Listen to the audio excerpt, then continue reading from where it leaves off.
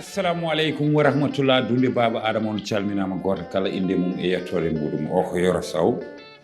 série Boubel série Assimi so jii oɗo jonde joɗimi ɗum par ce que mboɗo yiiɗi waɗande mon information o noon ko information belɗo gam holɗum famminde on deuxiéme saison mboɗo andi hewɓe tinano première saison o sa tinano première saison femme nawligo Yoro e Boubel première saison tournama ha Paris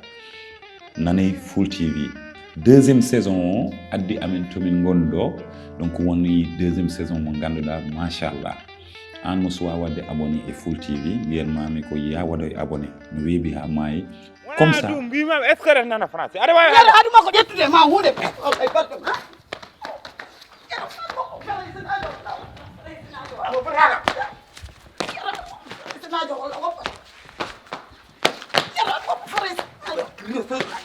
compare o hongam palat comme ça komin addata ko wattama surpriselisation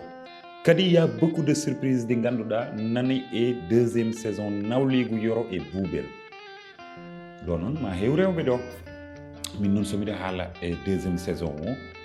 par ce que kala ko kalmi oɗon mbawi sikkude gonmi koye waɗa wadde tan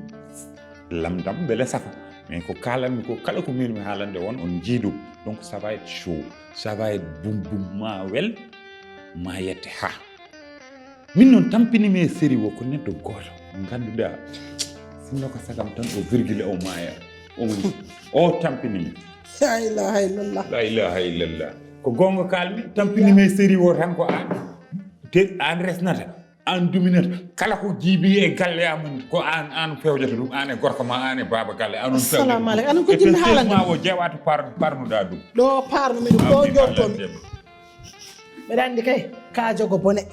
subaka kikiɗe jamma e ñalawma to jiiɗa foti jiilo probléme an ko woni probléme ma an mbiyat ɗum ko woni probléme ma an a wawa rokkidemi jaam mi wawa simo allah ni yasina wona allah duranimo pour ya haaldude yimɓeɓe gorko ma yoɗani mi soofi babu galle eyyi so yiiɗi oɗon gandi gorko makko mi soofi deuxiémement kadi o tampini kam te an